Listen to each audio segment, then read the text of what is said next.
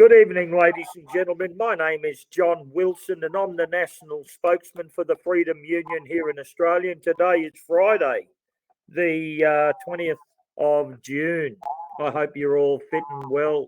Tonight, ladies and gentlemen, we've got a return guest, former Senator Len Harris, and we're going to be talking councils again. Okay, more of this councils, because it's a very serious issue what's going down here. Len, good evening to you, sir. Good evening, John. It's a pleasure to be back. Len, let's open up. How serious is this stuff going on with these councils and land tax and stuff like that up your way? What's happening on the ground, brother?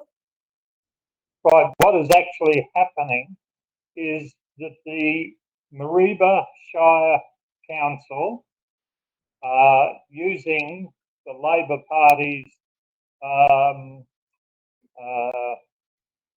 Act, Local Government Act, totally in contravention of the 1988 referendum.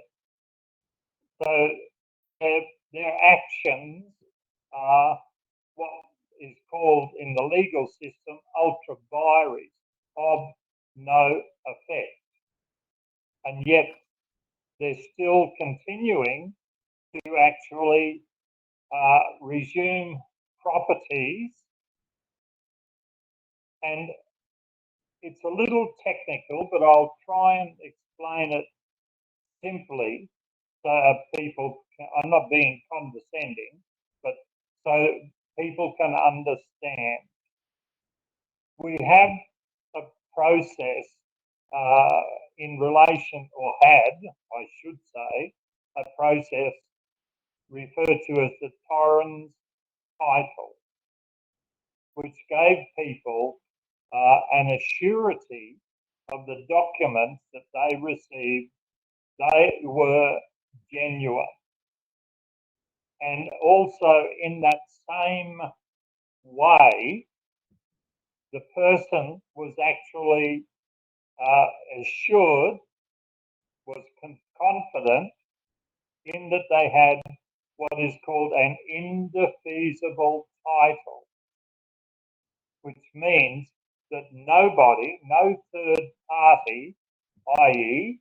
a local council, can place anything on that title without the person's assent. The council are just going totally around that. And on the 28th of this month, which is now, 8 days away, this, and I'll use the word AH, council, is going to auction 16 people's properties. This is just unacceptable. Their law is seriously compromised, and yet they're just going ahead and bloody mindedly doing it. So what they're doing is taking a property that may be between $250,000 and $500,000, and one lady, an elderly lady, her property is clear of debt whatsoever. The council is refusing to allow. Go. All right. Len, let's talk about these councils and what their lawful status is, Len, because on one hand, we are advised by the councils, right, that they're able to do what they're able to do because they have legislative authority to do so. Okay, and so that puts them over here where they're like a quasi-government body. Right, they got the protection of government, legislative protections, right? But on the other hand, over here, their registration, right? Okay, they're using an ABN and they're registered with ASIC, right? They're acting like a corporation or conducting themselves like a corporation. Now, when we make inquiries and what we try and hold them accountable, right? What we are getting is this: is that they're allegedly not a corporation, but they're also not a trading company, right? And they're also not a government legislative body. They're none of those things, and they keep slipping between all of those classifications, right, where you can't down. We've tried to pin down what is your source of authority, where do you get it from, and the more you try and corner them, right, the more they move around. I've seen letters, correspondence from lawyers acting on behalf of councils, which set out that they have legislative authority to do all of this, etc., right? But then when you put them down, such as the referendum question, right? Okay, if you're a government authority, well, then you've got to listen to the referendum. They go, no, we're a trading company over here. We don't have to listen to that. You know what I mean? So let's talk a bit about that. Can you explore that to the audience, please? Yes, I can. The words are in the actual referendum. The words that they were talking about putting section 119A in, and the wording stated that to empower the states to pass legislation and regulation to guarantee the continuance of a third level of government. That's the actual word. So what if the people in Australia had to have voted yes? We didn't. Every state and the Northern Territory voted no. In actuality, the states would have been bound to bring in local government, and they would have to guarantee to do it in perpetuity. Right. So we said no. Means that when the state government then, within several years of that, started passing legislation in Queensland, it is Government Act 1990. So how can you have a referendum that says, no, the Constitution cannot empower the states to do that? Do it. And that's the law that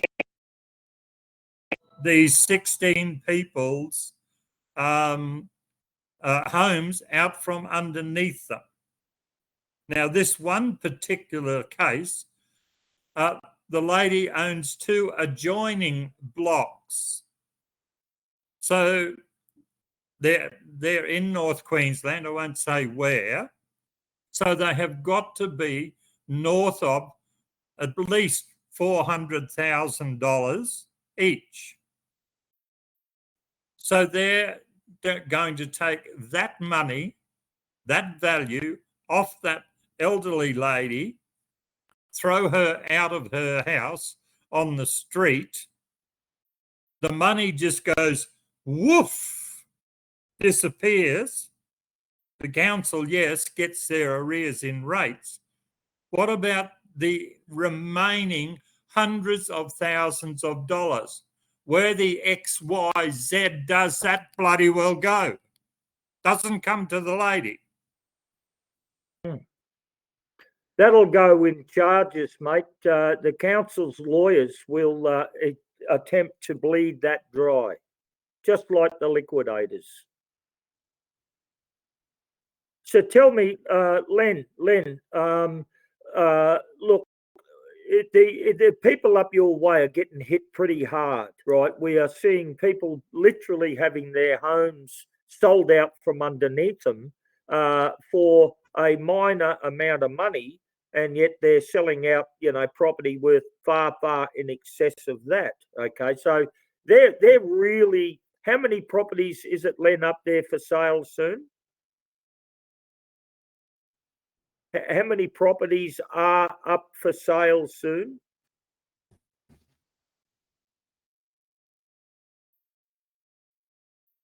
Okay. Well, look, ladies and gentlemen, as Len has explained, I think from memory, there's about 18 properties up on the Atherton Tablelands that are being threatened for non-payment of rates, and they're off the leash. They're off the leash, feral. And when you try and pin them down, what their lawful status is, they move between being a government agency, right, a council, third tier of government. They move between that, and then they're a corporation, and then a trading company. Wayne Glue, I've been advised, I didn't see this myself, but one of the Freedom Union members passed it on to me, that Wayne Glue once mentioned in one of his research uploads that the councils were neither a corporation or a company. They were, they had their own legal standing. So, we're trying to get to the bottom of it, because we can't challenge them until we find out what is their true lawful standing. And they're doing everything they can to muddy the waters and to deny it. And it's a major problem. It's a major problem. How do we get there? How do we hold them accountable? Somehow we've got to corner them where, for them to get out of it, they need to use a defence, which is going to trap them in another sort of court case. You've got to use one court case to trap them in another. Maybe that might be the way forward. I don't know.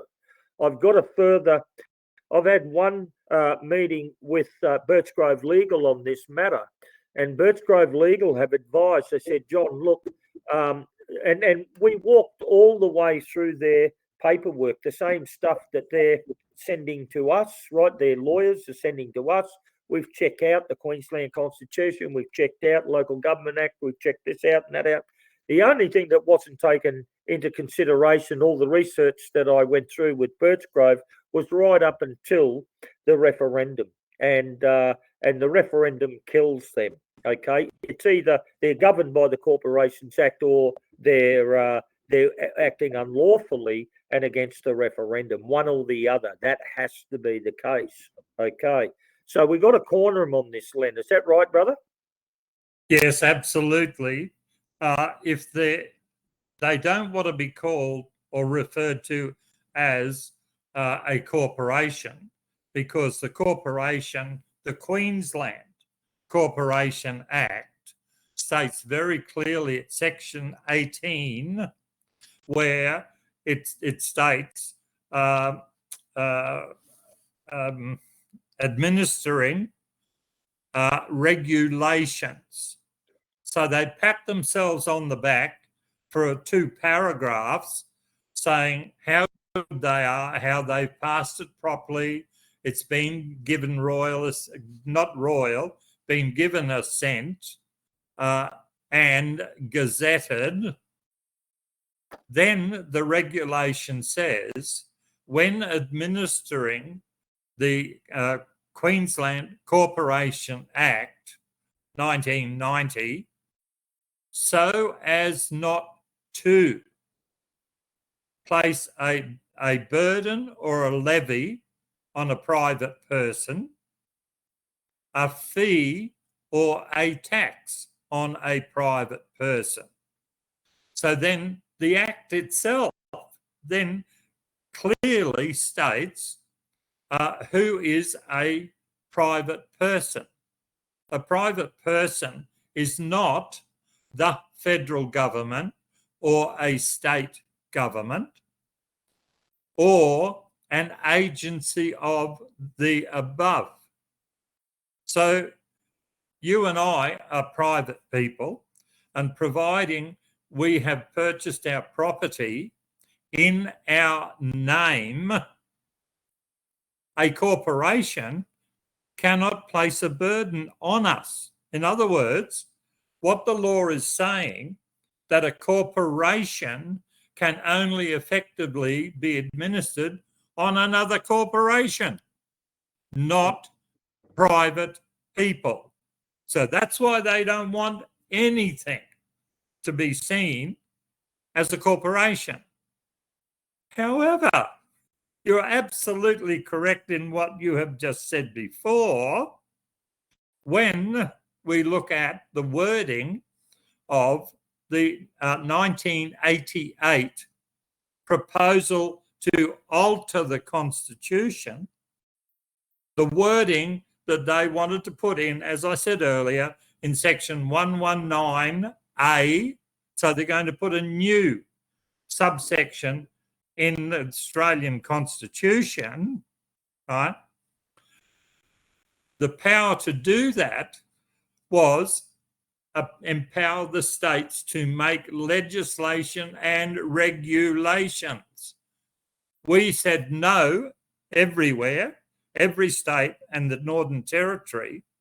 So therefore, that which is not granted, in this case, to the Commonwealth, then there's no empowerment for the states to bring in local government acts. So I don't care which one they pick. They're done both ways. Len, can I give you my views on where I think we're up to with all of this mess, mate? Okay. Yes. Look, some people are trained like lawyers and they explain things like lawyers. Other people, have a different background and so on. I look at this at the moment like from an historical context. Okay. Have we dealt with something like this before? How did we handle it and so on, right? Now, the best that I can come up from from an historical perspective, I think goes back to when Martin Luther King was at his best. And I'm not promoting Martin Luther King or whatever. I just think that one of the speeches that he gave, which was the Light on the Hill speech, right, his most famous speech, right, is very relevant now as it was going back to 1968 or 64, whenever he first said that speech. Now, as part of that speech, I'm going to adapt it, right, just a little bit for our circumstances. But it's his speech, right, where he said, he said, all I want to know is, are they going to be true in law, what they said on paper? Now, what they've said on paper, are they going to honour it? Because this is what they've said on paper, right? This is what they said on paper. And he goes on to say, somewhere I read in the Constitution, and a referendum says no, it means no. Somewhere I've read, that the laws say this. Now, he's saying, so that's what they've said on paper. But will they honour it? Will they actually enforce it and honour it? Okay. Now, you listen to that Light on the Hill speech and you'll see that we have got these bastards cold, mate. We've got them cold. Absolutely. Insofar as the law. Either they're a corporation, either they are a corporation and we can catch them with the Corporations Act, right? And lay traps and snares for them and catch them out there. If they're not a corporation, if they're claiming to be some third tier of government, then they fall into the referendum vote no result, right? One or the other. It's one or the other, okay? But are they going to honour the law? Are they going to seriously commit to what they've already said on paper? And they're not. They're not. And we're going to have to force them. We've got to force them. Now, how we do that, I haven't worked that out yet, Len. But I have. Judging from the pain and suffering they're inflicting up in far north Queensland on the Atherton tablelands against these ordinary working class and farming families. They're doing the same down here on the Sunshine Coast. They're doing the same down at Logan and some of the hardest hit economic regions in Queensland, right? These people have got no defences. They have no means to defend themselves at all, and they don't know the law. They don't know the law. So they're off the leash, these people. They're committing enormous hardships and damages to ordinary people. And somehow we've got to corner them, Len, and hold them accountable. Somehow. Yeah, well, the way to do this, John, and I've already penned a letter that I am prepared to actually send to the Attorney General of Queensland, challenging them that unless they stop these repossessions of people's property, right, I will start immediately an action in the High Court, because I can lift it straight there, not as a former senator, but as a person who is registered as a Queenslander in both the Queensland and federal election. Any person has the right to request a legislative review. So I'm in the process of actually taking the Queensland Local Government Act to the High Court. Now, and that will create an estoppel, which means the council will not be allowed to actually go ahead and sell these people's properties while there is a case challenging the validity of their power. This is the way to stop them. And in the next 8 days, there will be an application lodged with the High Court for a judicial review on the Queensland Local Government Act. Once that occurs, then that flows through to every Attorney General in every state of the Commonwealth. So none of them will be able to move towards resuming any other properties until that decision is made by the High Court. That's the way to shut them down. Well, that'll be interesting, Len. We'll follow that with great interest, any work that you're doing on that front, brother.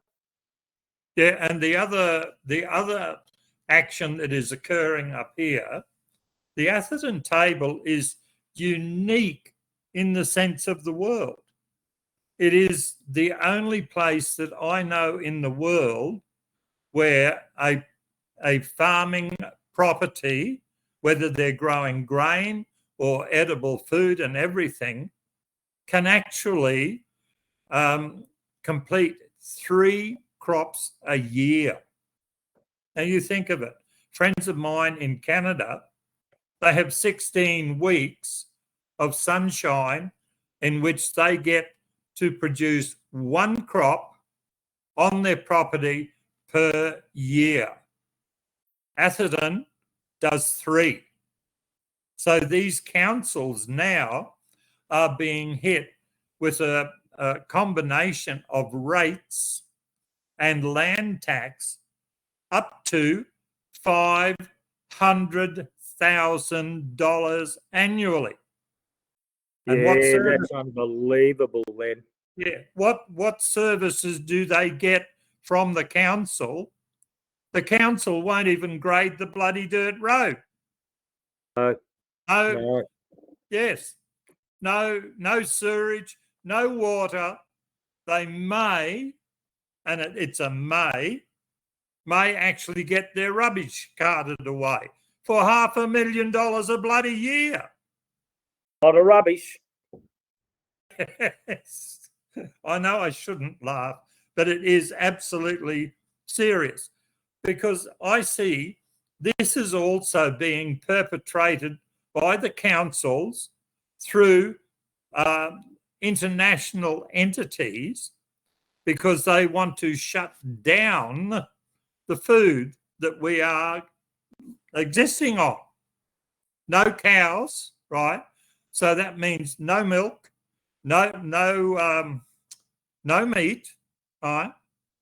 And people just haven't grasped it because they're not the ones with a $500,000 fee in their hip pocket. Well, people out there, wake up. Yeah, I mean, there's a crystal clear warning, folks. What they're doing, I mean, they're bankrupting these farmers, mate, bankrupting them. You can see what they're doing down in Victoria with this levy they've inflicted on them down there. They're not going to let up, folks. They're not going to let up. Look, we know that the law is against them. We can say that and discuss that until the cows come home, Len. Okay, Yes. but somehow we've got to find a way to enforce it, right? Because at the moment, they're ignoring the law. They are ignoring the law. Their obfuscations, their deceptions, and all the rest of it, right? They're ignoring the law, and yet,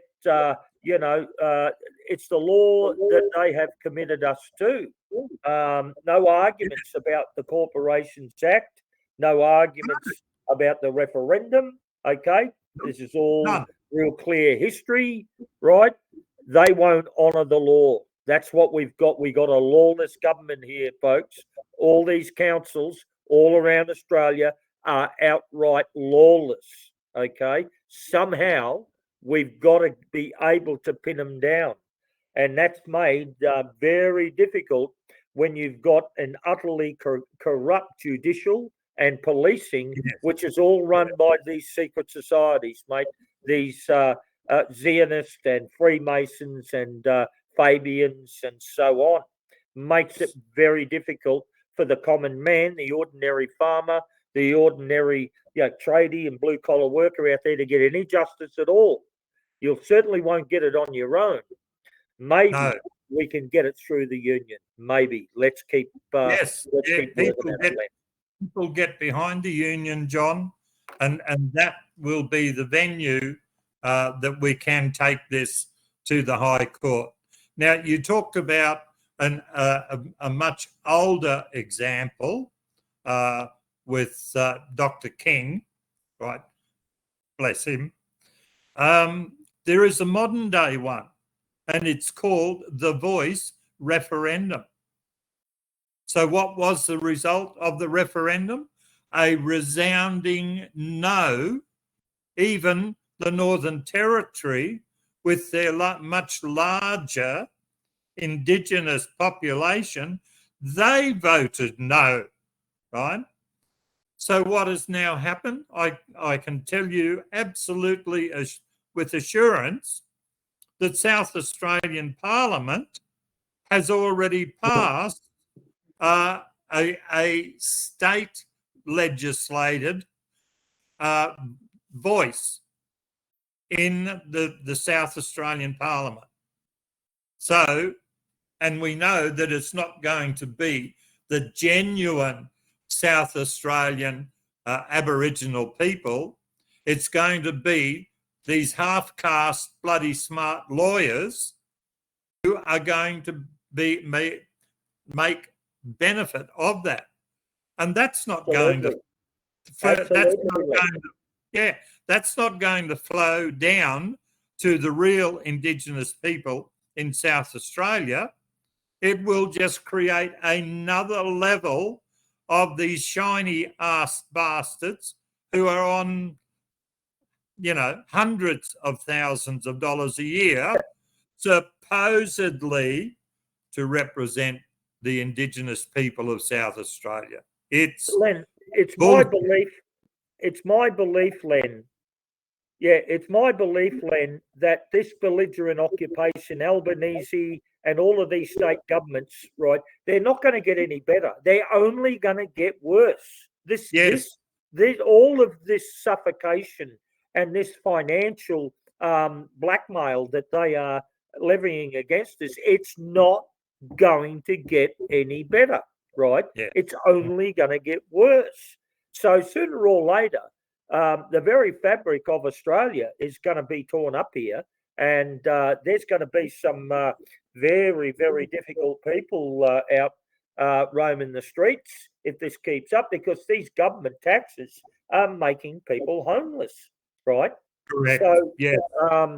The people of Australia really, really need to make some decisions now about how far they're prepared to let this government, take them on. Okay. Yeah. They Absolutely. really need to come to that realisation. John, there's one other thing that, and I apologise, I haven't had the opportunity to raise this with you. I've only found today that there is a convoy starting from Cairns down to Townsville, all the way through to Brisbane, Sydney and Canberra, to be in Canberra in just over 2 weeks' time on the 125th anniversary of our Constitution. So if it's possible to leave that in the podcast that you're going to prepare, that would be absolutely fabulous. If not, I will. Len, I'm happy to leave those details in the podcast, right? But the Freedom Union's not going to support it, mate. Okay, and we're not supporting it, right? And the reason is the organisers for this stuff, right, are never fair dinkum, right? They're never fair dinkum. Yeah. It's all about virtue signalling, right? We've been pressing the very same organisers to roll their sleeves up and to get fair dinkum about taking on these governments and these councils for the last couple of years, right? And they're just virtue signalling, Len. They have no intentions of actually trying to do anything hard and to bring some sort of solution. Yeah, I mean, guys like you and I, Len, we roll our sleeves up and we're fair dinkum and we get into it and we give it our all. These other people, mate, hijack movements, mate. They hijack energy, they hijack movement. And I'm just saying to you that I'm happy to leave those details in there, but the Freedom Union's not supporting it at all. We don't want anything to do with it, okay? Yeah. And it won't go anywhere. Even their own people inside, right, are quietly saying to themselves that it's not going to go anywhere and achieve anything. I wish it would. If I thought it would, I would support it, right? But it's just, we've got better things to do with our energy, our money, and our vehicles than to join a convoy that is not really their fair income going to do anything, Len. Yep, that's a sad state. Yeah. I'm just saying it, mate.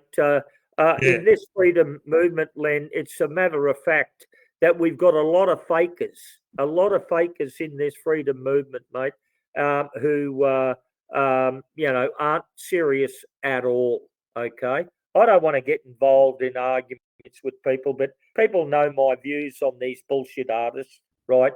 They're not serious. They're not serious players, mate. The Freedom Union is a serious player, very serious player, and we've got the wherefore all. Okay, we're not out begging for gold coins here, mate.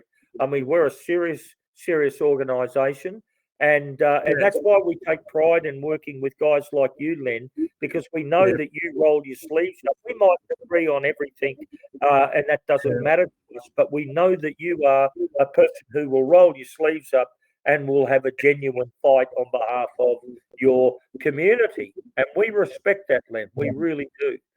Yeah, and that's much appreciated, John. Yeah, I'm hoping that we can work together on a whole bunch of things, Len.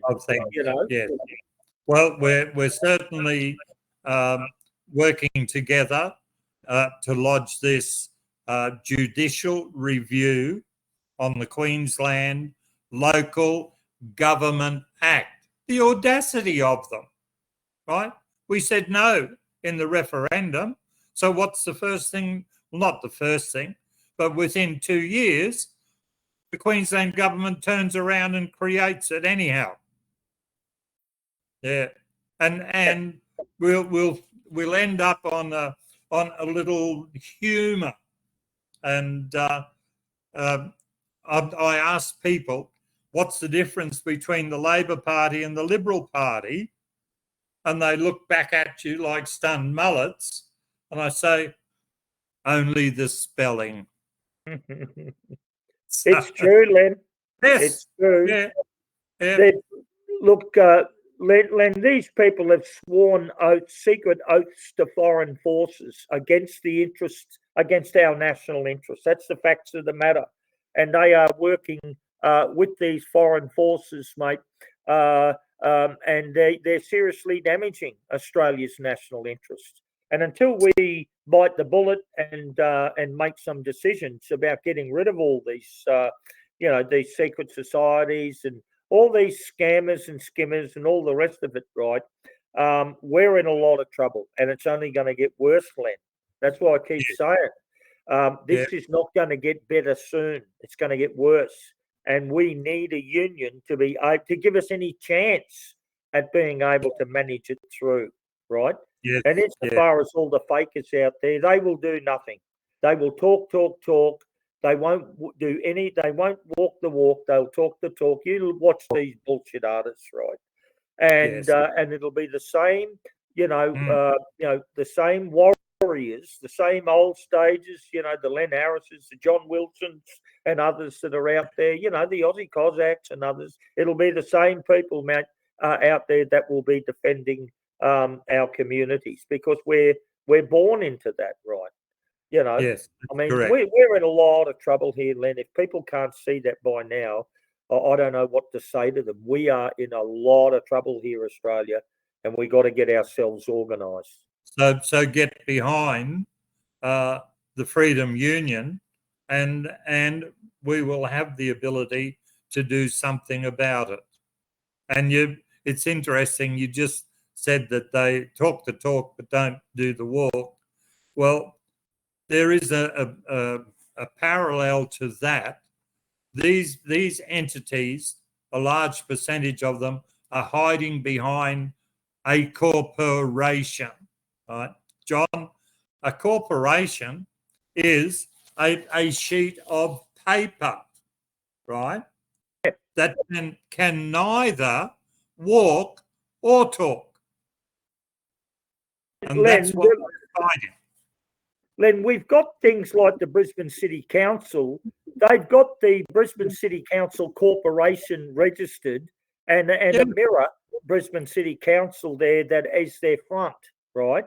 But then underneath it, they've got like a dozen other corporations registered, the Brisbane City Council Waste Disposing Unit, the Brisbane City Council Parks and Recreation, the Brisbane City Council, they've registered a whole cluster of corporations underneath the Brisbane City Council. You know what I mean?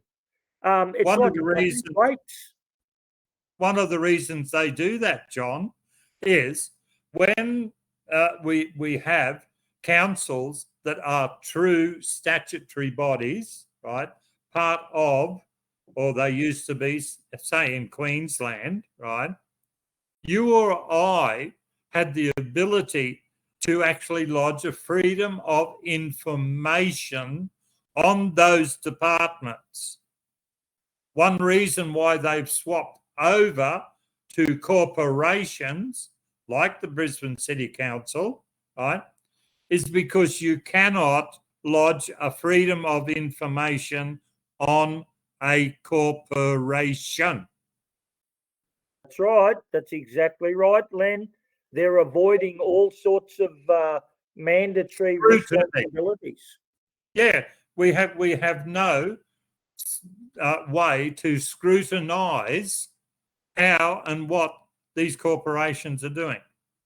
Yeah.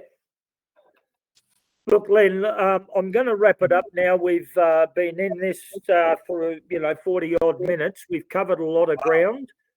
Just to let everyone know, I had a online interview beat up with Birchgrove lawyers last Monday, right?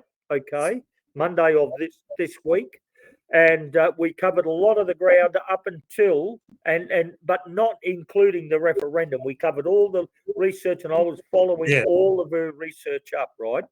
Now, what I'm going to do is I'm now going to set up another online interview next week with Birchgrove Legal, and I'm going to involve former Senator Len Harris. There's three of us, Birchgrove plus me and Len, and we're going to sit down and talk about this referendum and the conundrum, all that, how it stacks up. Okay, and we're going to try and pick our way through it. It's very difficult. These lawyers haven't got a clue, mate. I'm telling you, a lot of these lawyers, man, really, they get trained in all the law and everything, but they disregard. They don't look at referendum questions. They don't look at any of this stuff, right? They only focus on the black letter law. Okay, so I'm going to line that up next week, sometime early next week. Len, you're available for that, brother? Absolutely. Okay, all right. Well, we're going to do that, ladies and gentlemen. Len, let's wrap it up. You've got the last wrap up, sir. What would you like to finish up on, sir? Well, just so that these people who at the end of this month are facing losing their properties, that they can confidently know between now and then the actual application for a judicial review on the Queensland Local Government Act will be lodged with the High Court. Okay, well, we'll be publicising that for you, Len. Yes, thank you. Okay. All right, former Senator Len Harris, it's been great to have you on tonight. Lovely to catch up. We're going to talk next week with Birchgrove Legal. You'll get involved in that. That will give us some extra scope in our discussions. And we might do an interview after that and report back publicly. How's that sound, Len? That sounds like a great idea, because the government's greatest asset, our lack of knowledge, and everything that the Freedom Union is doing is actually getting that information out there. The more we can actually, you can bring it down to that if you don't know your rights, you don't have any. Right. And former Senator Len Harris, it's been wonderful. Thank you for your time tonight, mate. We're going to catch up and do this again real soon, okay? Thank you, John. Okay. Good evening, sir.